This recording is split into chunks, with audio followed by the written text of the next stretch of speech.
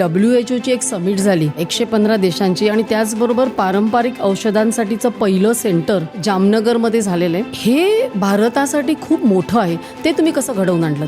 ते तर मोठे 2 कामं झाले. त्याच्यापेक्षाही मी मंत्री झाल्याबरोबर पहिल्या महिन्यामध्येच मी संकल्पना आणली होती, देश का प्रकृती परीक्षण.